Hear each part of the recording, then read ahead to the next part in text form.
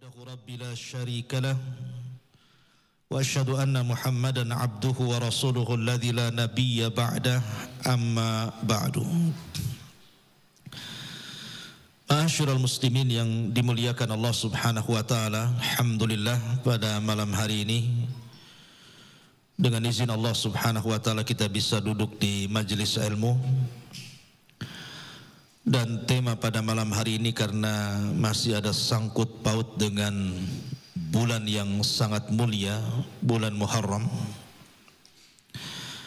Sebenarnya saya ingin membahas tema yang membahagiakan. Karena bagaimanapun bulan Muharram ini banyak sejarah yang sangat menyenangkan bagi hati kaum muslimin. Dimulai daripada sejarah Nuh alaihi salatu wassalam yang diselamatkan Allah dari gelombang besar. Akhirnya kemudian kapalnya diletakkan di Bukit Judi Irak, itu di bulan Muharram.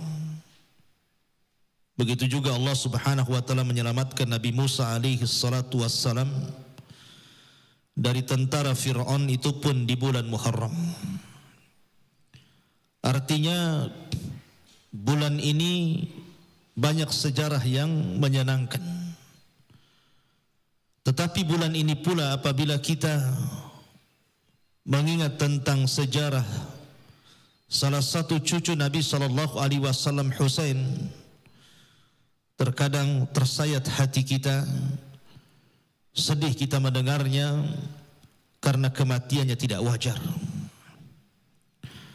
Kematiannya dibantai oleh orang-orang yang sangat durhaka kepada Allah Azza wa Jalla. Maka malam ini kita akan membahas tentang sejarah berdarah di balik bulan Muharram. Ma'asyiral muslimin, kita urut sejenak dari masa Nabi sallallahu alaihi wasallam untuk menyegarkan ingatan kita tentang sejarah. Nabi sallallahu alaihi wasallam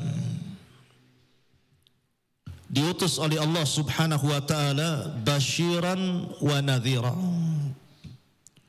memberikan kabar gembira dan juga peringatan kepada manusia.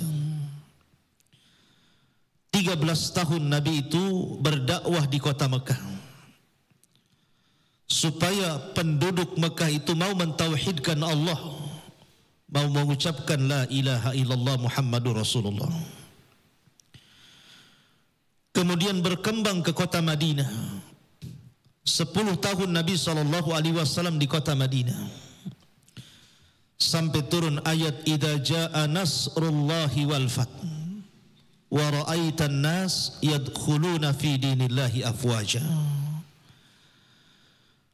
Maka dengan menetapnya Nabi SAW di kota Madinah, kemudian bergabungnya orang-orang muhajirin dengan orang-orang ansar, sehingga menjadi kekuatan besar bagi kaum muslimin. Akhirnya satu demi satu, jamaah demi jamaah, kelompok demi kelompok, dan kabilah demi kabilah masuk ke dalam Islam. Maka berkembanglah Islam di kota Madinah sampai setelah Fathu Mekah. Maka dua kota suci, kota Madinah dan Mekah, menjadi kekuatan kaum muslimin. Tetapi semua atas takdir Allah Subhanahu wa taala. Ketika Allah Subhanahu wa taala turunkan surah Al-Maidah ayat 3. A'udzu billahi minasyaitonir rajim. Al-yauma akmaltu lakum dinakum wa atmamtu 'alaikum ni'mati wa raditu lakumul Islam madinah. Pada hari ini kusempurnakan kepada kalian agama kalian, dan kusempurnakan nikmatku untuk kalian, dan kuredoi Islam menjadi agama kalian. Setelah turunnya ayat ini, maka selang beberapa waktu setelahnya, tepatnya di tanggal 12 Rabiul Awal tahun 11 Hijriah, di hari Senin, Nabi sallallahu alaihi wasallam wafat, dan seluruh manusia sedih sampai hari ini. Ma'asyiral muslimin yang dimuliakan Allah Azza wa Jalla, setelah wafatnya Nabi sallallahu alaihi wasallam, Maka Nabi SAW mengisyaratkan sebagai pengganti beliau adalah sahabat yang sangat dicintainya, Abu Bakar Siddiq radhiyallahu anhu. 2 tahun beberapa bulan Abu Bakar menjadi khalifah yang pertama dalam Islam. Sebagai bentuk suksesi kepemimpinan Abu Bakar, maka Nabi SAW di masa hidupnya pernah meminta Abu Bakar untuk menjadi imam salat sebagai pengganti beliau saat sakit. Rupanya di situ ada isyarat bahwa kepemimpinan setelah Nabi SAW diletakkan di punggung Abu Bakar Siddiq radhiyallahu anhu. Ada riak-riak kecil dalam pemerintahannya, seperti orang yang tidak mau bayar zakat, seperti orang-orang yang murtad, bahkan para pengaku nabi palsu muncul di zaman ini. Tetapi dengan kepiawaian Abu Bakar mampu meredam dan mampu memerangi mereka semuanya. Sampai-sampai dipuji oleh banyak para ulama setelahnya bahwa Islam ditolong oleh 2 manusia, Abu Bakar di saat terjadi riddah pemurtatan yang banyak, dan Imam Ahmad ibn Hanbal di saat mihnah ada ujian tentang Al-Quran. Lah Abu Bakar Siddiq radhiyallahu an hanya berkuasa 2 tahun lebih saja, tetapi kaum muslimin mereka saling mencintai satu dengan yang lainnya. Belum ada satupun permusuhan di antara mereka. Setelah kemudian Abu Bakar meninggal dunia, maka Abu Bakar berwasiat setelah kemudian istisyarah, meminta saran dari beberapa kibarus sahabat tentang siapa yang layak untuk menjadi penggantinya. Maka Abu Bakar kemudian memilih Umar ibn al-Khattab radhiyallahu an untuk menjadi khalifah kedua. Umar ini cukup lama berkuasa, 10 tahun berkuasa, dan berhasil melebarkan kekuasaan Islam sampai ke Persia, bahkan menguasai Baitul Maqdis. Di zaman Umar bin Khattab radhiyallahu anhu, hubungan Muhajirin dan Ansar luar biasa. Hubungan satu dengan yang lainnya sangat luar biasa, saling mencintai. Tidak ada permusuhan di antara mereka. Padahal Islam ketika itu sudah menyebar ke seantero dunia, tapi tidak ada satupun pertumpahan darah dari kaum muslimin. Sampai wafatnya Umar bin Khattab radhiyallahu anhu. Akhirnya Umar membentuk Dewan Syura untuk memilih siapa yang layak sebagai penggantinya. Maka akhirnya Dewan Syura itu mengerucut sampai terpilih Utsman ibn Affan menjadi khalifah ketiga. Cukup lama, lebih lama daripada Umar, 12 tahun Utsman menjadi khalifah. Di zaman Utsman luar biasa, kaum muslimin mendapatkan ketenangan, kenyamanan. Mereka senantiasa terus melebarkan Islam sampai ke Afrika sana, sehingga kekuasaan kaum muslimin melebar cukup jauh. Dan ini keberhasilan Utsman ibn Affan radhiyallahu anhu. Kaum muslimin saling mencintai di antara mereka, tidak ada permusuhan sama sekali sampai pada waktunya ketika muncul seorang laki-laki asalnya orang Yahudi, orang Himyar, orang Yaman, bukan orang Mekah, bukan orang Madinah, bahkan di luar jazirah. Seorang Yahudi bernama Abdullah ibnu Sabah. Dia mulai kemudian membuat kekisruhan di tengah-tengah kaum muslimin, kemudian menghasut orang-orang yang di luar Mekah dan Madinah, bahkan di luar jazirah Arab. Datang ke Mesir membuat isu-isu tentang Utsman yang negatif. Datang ke Kufah juga sama, datang ke Basrah juga sama. Akhirnya bangkitlah anak-anak muda yang tidak tahu menahu tentang Utsman dan sahabat-sahabat Nabi yang lainnya.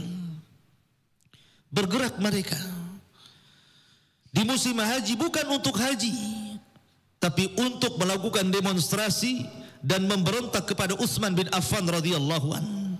Zahirnya menggunakan kain ihram, tapi bukan untuk haji. Bergeraklah kemudian anak-anak muda Mesir, anak-anak muda Kufah, dan anak-anak muda Irak ini menuju kota Madinah. Akhirnya terjadi apa yang terjadi tentang Utsman ibn Affan radhiyallahu an, berakhir dengan pembunuhan di tangan anak-anak muda Sabaiyah. Maka ketika terbunuhnya Utsman ibn Affan radhiyallahu an, inilah dimulai fitnah di mana kaum muslimin sudah berpecah menjadi dua pasukan, saling berperang, saling menyerang, saling membunuh. Setelah Utsman meninggal ini, ketika itu kekuasaan jatuh ke tangan Ali bin Abi Thalib radhiyallahu an. Akan tapi bagaimana mungkin Utsman dibunuh? Selama 12 tahun Utsman berkuasa, melebarkan Islam kemana-mana sampai ke negeri Afrika. Bagaimana kemudian mereka berani kemudian membunuh Amirul Mukminin? Maka bangkitlah sahabat-sahabat yang tidak setuju dengan pembunuhan ini. Bangkitlah Zubair ibn Awwam, bangkitlah Talha, kemudian membawa pasukan dari Mekah menuju Basrah, mencari orang-orang yang terlibat dalam pembunuhan Utsman ibn Affan radhiyallahu an. Dan Allah menangkan. Akan tapi cara keduanya tidak disetujui oleh Ali radhiyallahu an. Maka Ali bergerak dengan pasukan lain dari Madinah, berjumpa pula di Basrah. Dahulu di zaman Rasulullah, Ali, Zubair, Talha adalah sahabat-sahabat dekat Nabi sallallahu alaihi wasallam. Tapi berlalunya zaman dan banyaknya fitnah, justru akhirnya sahabat yang dulunya bersahabat bersama Nabi sallallahu alaihi wasallam harus berperang. Maka Ali pun kemudian berperang melawan tentara Zubair dan juga Talha. Maka terjadilah perang Jamal Sughra namanya. Ma'asyiral muslimin yang dimuliakan Allah Subhanahu wa taala. Sebenarnya Talha dan Zubair tidak terlibat dalam peperangan itu karena keduanya dibunuh secara khianat. Akan tapi kemudian dari peperangan kecil ini berakhir dengan peperangan besar kepada Jamal Kubra yang berakhir kepada perang Siffin, perang antara kubu Ali dan kubu Muawiyah bin Abi Sufyan. Ma'asyiral muslimin yang dimuliakan Allah Azza wa Jalla.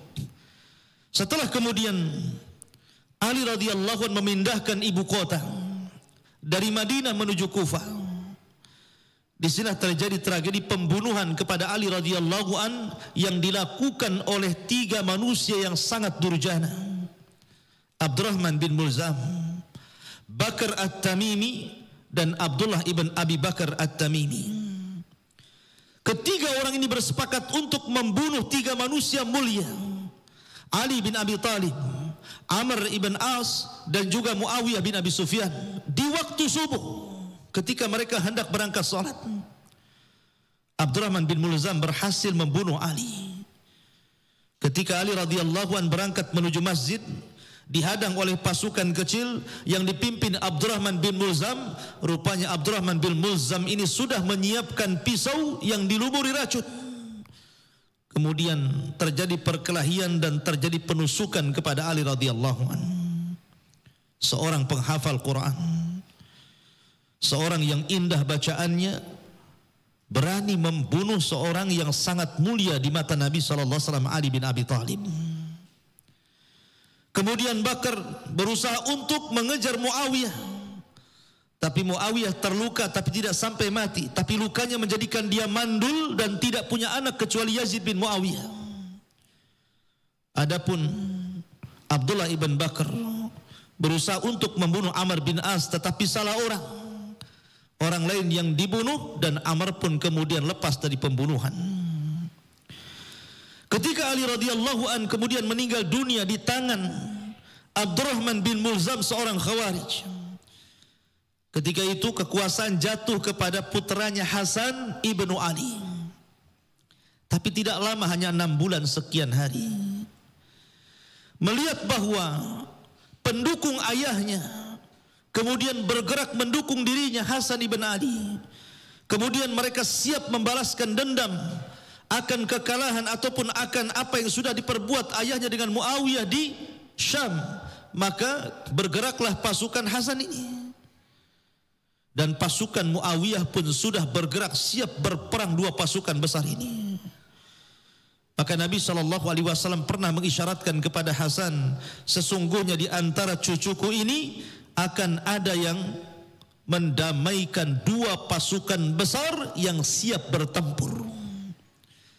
Melihat di hadapannya darah akan bertumpah, Maka Hasan pun kemudian melepaskan kekuasaannya, kemudian diberikan kepada Muawiyah bin Abi Sufyan.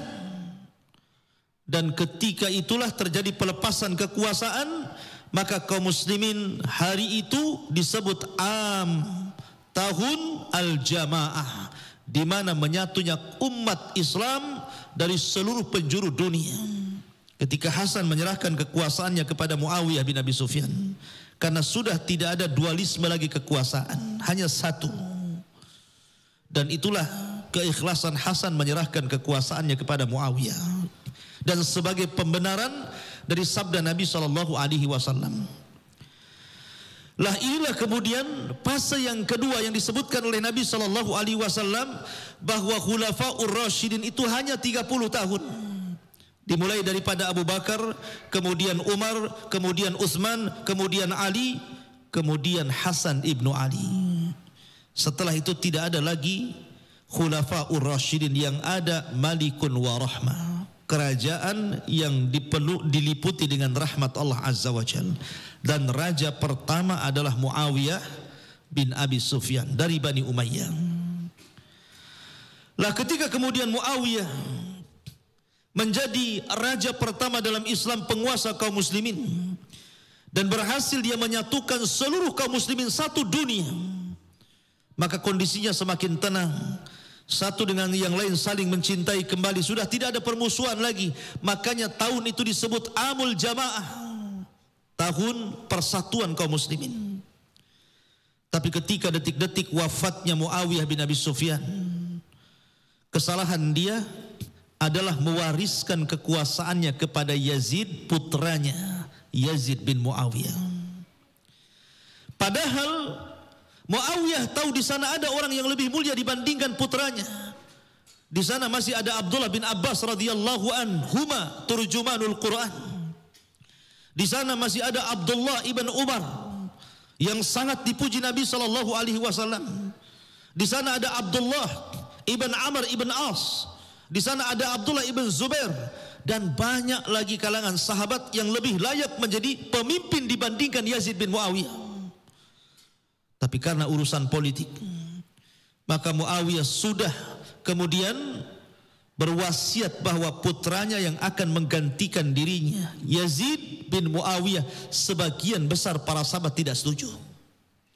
Kenapa? Karena cara-cara seperti itu tidak pernah dilakukan sebelumnya. Pertama, karena banyak orang yang lebih mulia dibandingkan Yazid. Yang kedua, harusnya dibuat Dewan Syura. Biarlah Dewan Syura itulah yang memilih siapa yang berhak untuk menjadi pemimpin setelah Muawiyah bin Abi Sufyan. Dan yang ketiga itu cara orang-orang luar mewarisi kekuasaannya dari anak ke bapa, dari bapa ke cucu, seperti Herakli, kerajaan Romawi kala itu, bahwa yang menguasai adalah pewarisnya. Maka banyak kalangan sahabat yang kemudian tidak setuju dengan apa yang dilakukan Muawiyah dengan mewarisi kekuasaannya kepada Yazid. Ma'asyiral muslimin yang dimuliakan Allah Azza wa Jalla, dari sinilah kisah dimulai. Panjang mukadimahnya ya, gak apa-apa, mukadimahnya panjang, isinya harus lebih panjang lagi. Ma'asyiral muslimin yang dimuliakan Allah Azza wa Jalla, lah ketika itu jangan lagi orang-orang Mekah dan Madinah, orang-orang Kufah sendiri itu tidak suka dengan Yazid bin Muawiyah menjadi khalifah mereka. Bahkan sebagian besar para sahabat Nabi SAW mendukung Husain untuk menjadi khalifah kaum muslimin. Salah satunya adalah Gubernur Kufah. Gubernur Kufah namanya Nu'man ibn Bashir. Sahabat yang pertama lahir di kota Madinah pasca hijrah Nabi SAW. Nu'man ibn Bashir, yang hadisnya ma'ruf, yang halal jelas, yang haram jelas, yang tidak jelas itu yang tengah-tengah. Al halalu bayyinun wal haramu bayyinun wa bainahuma umur mushtabihat. Nu'man ibn Bashir ini tidak setuju kalau Yazid menjadi penguasa setelah ayahnya. Akhirnya dia mengirim surat kepada Husain agar Husain mau menjadi khalifah sepeninggal Muawiyah, dan dia siap mendukung sepenuhnya dan menggerakkan orang-orang Kufah untuk berbaiat.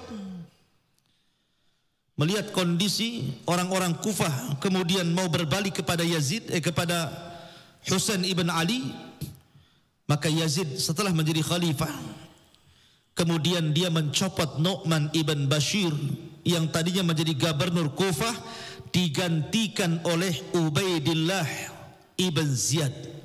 Ini yang antum harus hafal namanya, Ubaidillah ibn Ziyad. Ini tokoh utama dalam sejarah ini. Ubaidillah ibn Ziyad ini dulu gubernur Basrah, tapi kemudian karena ketidaksukaan Yazid kepada Nu'man ibn Bashir karena mendukung Husain, dipecatlah Nu'man ibn Bashir dan digantikan oleh Ubaidillah ibn Ziyad. Berangkatlah Ubaidillah ibn Ziyad ini dari Basrah menuju Kufah dan hendak menggantikan Nu'man bin Bashir. Sebelum kedatangan Ubaidillah ibn Ziyad, orang-orang Kufah itu sudah banyak menyurati Husain yang ada di kota Madinah. Setiap hari datang surat dari Kufah, setiap hari. Di zaman itu surat menyurat bukan perkara mudah, ikhwan. Lain di zaman sekarang, surat menyurat enteng saja, apalagi sudah pakai WA dan SMS ya gitu. Ngundang orang dari Jakarta suruh ke Batam saja, satu klik sudah bisa dibaca dia. Tapi zaman itu bukan perkara mudah. Mengirim surat bisa sampai, bisa tidak, bisa salah alamat, bisa alamat palsu kan gitu. Ya. Artinya bahwa surat menyurat ini sesuatu yang sangat berharga ketika itu. Setiap hari ratusan surat datang dari Kufah yang isinya, datanglah Husain ke Kufah, kami orang-orang Kufah siap berbaiat kepada anda, kita gulingkan Yazid. Isi suratnya seperti itu. Melihat surat yang banyak, Husain terpengaruh dengan surat itu. Akhirnya kemudian Husain pun istikharah.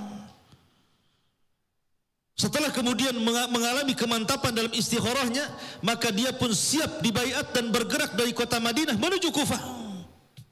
Banyak para sahabat ketika itu menghalang-halangi Husain untuk berangkat.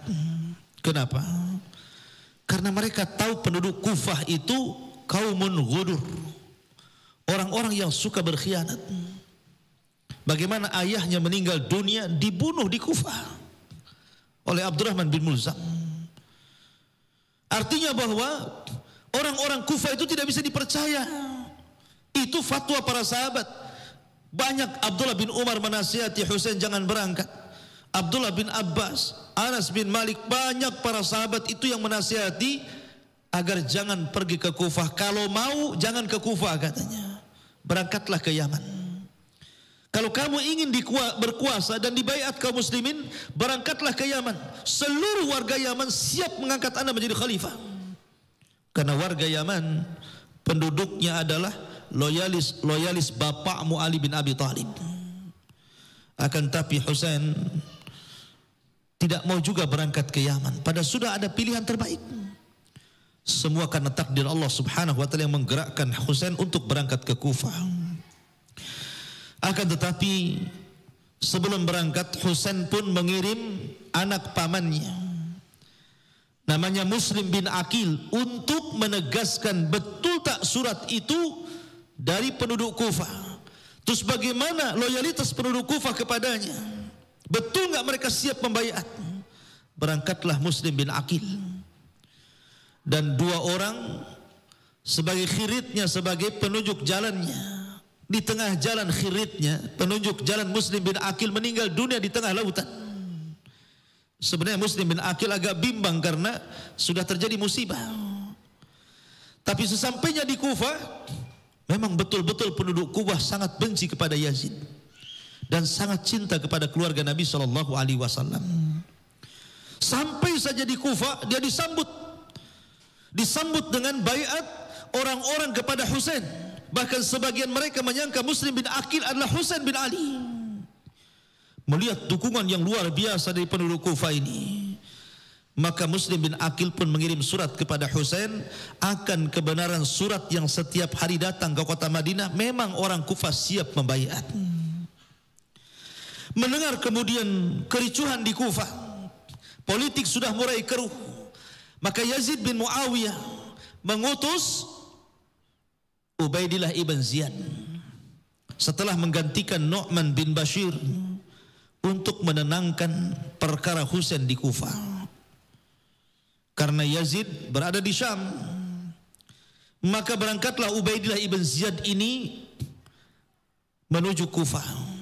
Dengan cara apa? Dengan cara menutup mukanya pakai masker. Bukan karena corona, karena ingin melihat reaksi penduduk Kufah itu. Subhanallah, ketika Ubaidillah ibn Ziyad masuk ke Kufah dengan menggunakan masker seperti ini yang kelihatan matanya saja, orang-orang Kufah menyangka itu adalah Husain bin Ali. Maka mereka pun kemudian banyak mendekati Ubaidillah ibn Ziyad. Tetapi melihat seperti itu, bahwa berita yang sampai kepada Yazid di Syam itu betul, bahwa Kufah sedang bergejolak. Dari sinilah kemudian Ubaidillah ibn Ziyad yang ketika itu diberikan mandat oleh Yazid untuk melihat gerak-gerik Husain dan Muslim bin Aqil itu yang ada di Kufah. Husain masih di Madinah, belum berangkat dia.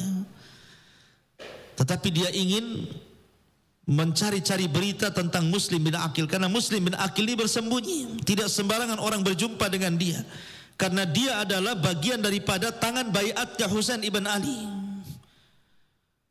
Dan dia bersembunyi di rumah Hani ibn Urwah. Hani ibn Urwah salah satu tokoh yang luar biasa yang ada di Kufah, yang sangat dikagumi oleh orang-orang Kufah. Lah ketika itu Ubaidillah ibn Ziyad akhirnya menyewa jasus dan mendatangkan jasus dari Syam, namanya Ma'qil. Setelah diberikan uang banyak, 3.000 dinar dan harta yang melimpah, maka Ma'qil pun berusaha setiap hari menjadi jasus mata-mata tentang sepak terjang Muslim bin Aqil yang ada di Kufah. Tetapi tidak bisa menemui berada di mana Muslim bin Aqil. Padahal ketika itu bersembunyi di rumah Hani ibn Urwah. Sampai pada waktunya Ma'qil ini masuk ke salah satu masjid. Kemudian dilihatnya di masjid itu ada orang yang sholat. Sholatnya sangat khusyuk, kemudian baca Quran, berdoa kepada Allah. Takjublah Ma'qil ini. Kemudian dia kenalan dan seolah-olah dia loyalis Husain ibn Ali. Mengaku bahwa dia adalah orang yang memiliki loyalitas kepada Ahlul Bait. Sampai akhirnya kemudian kebetulan yang sholat itu adalah orang-orang yang sangat mencintai Ahli Bait. Nyambunglah ucapan itu. Dan dia katakan, aku punya harta, aku dengar Husain akan datang kemari, akan dibaiat, aku ingin dukung sepenuhnya. Sekarang di mana Muslim bin Aqil, supaya aku ingin mendapatkan kabar yang jelas dari dirinya. Karena nampaknya dia orang baik, tidak dikenal mata-mata. Akhirnya dibawalah kemudian Ma'qil ini ke rumah Urwah, ke rumah Hani ibn Urwah ini, dan berjumpalah dengan Muslim bin Aqil. Lah akhirnya setelah tahu di mana Muslim bersembunyi, kemudian setiap hari Ma'qil ini memberi kabar kepada Ubaidillah ibn Ziyad tentang kondisi perkembangan baiat Husain di tangan Muslim bin Aqil ini. Akhirnya kemudian Ubaidillah ibn Ziyad memanggil Hani ibn Urwah ini.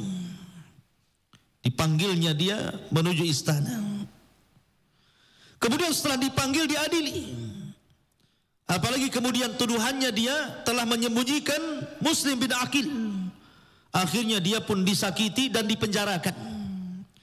Mendengar kemudian Hani ibn Urwah ini dipenjarakan, kabilahnya bangkit. Akhirnya kemudian mereka melakukan demo, hendak menyerang istana yang ketika itu dipimpin oleh Ubaidillah gubernurnya. Ketakutanlah Ubaidillah ibn Ziyad ini. Tapi dia orang cerdas. Akhirnya kemudian dia panggil semua qudhat, hakim-hakim yang ada di Kufah itu. Disuruh untuk menenangkan rakyatnya dengan imbalan uang yang banyak. Satu persatu para hakim itu akhirnya tunduk kepada Ubaidillah ibn Ziyad karena fulus, karena uang. Ya. Akhirnya kemudian walaupun dibawa bergejolak, tetapi para pembesarnya sudah dipegang oleh Ubaidillah ibn Ziyad ini. Sehingga percuma, karena para pembesarnya, para hakimnya sudah dipegang. Mulailah kemudian Ubaidillah ibn Ziyad menenangkan warga Kufah dengan cara apa? Membagi-bagikan harta yang banyak. Lah ketika itu Muslim bin Aqil sudah mendapatkan dukungan hebat untuk berbaiat kepada Husain ibn Ali, tapi satu persatu mereka terfitnah dengan dunia. Satu persatu terfitnah dengan uang. Akhirnya satu persatu menjauhi Muslim bin Aqil yang tadinya 4.000 solat subuh, kemudian ketika solat duhur mulai berkurang, solat asar kemudian berkurang, solat maghrib kemudian berkurang, solat isya tidak ada satupun di belakangnya. Sudah tidak ada lagi yang mendukung Husain. Hati mereka bersama Husain, tapi badan mereka bersama Yazid. Dari situlah kemudian ditangkaplah Muslim bin Aqil ini. Akhirnya terjadilah pembunuhan oleh Ubaidillah ibn Ziyad. Dipenggalnya Muslim bin Aqil. Setelah kemudian dicari-cari berita tentang Husain ini, kemudian Urwah pun dibunuh dan digantung di pasar. Kemudian siapapun yang terlibat, yang berusaha untuk memprovokasi orang-orang Kufah agar baiat kepada Husain, ditangkap semuanya, kemudian dibunuh. Semuanya diikat di pasar-pasar untuk menjadi pelajaran orang-orang Kufah menurut keyakinan Ubaidillah ibn Ziyad. Akhirnya tidak ada satupun berani yang siap baiat dengan Husain karena ketakutan, dan yang kedua karena sudah diberikan uang, sehingga tidak ada satupun pendukung Husain karena itu.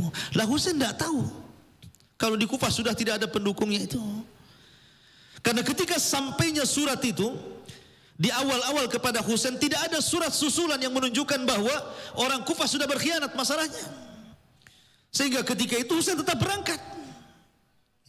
Berangkatlah setelah banyak dinasihati para sahabat, kemudian dia di Mekah, dari Mekah bertolak dengan 80 keluarganya, dari cucu dan cicit Nabi SAW.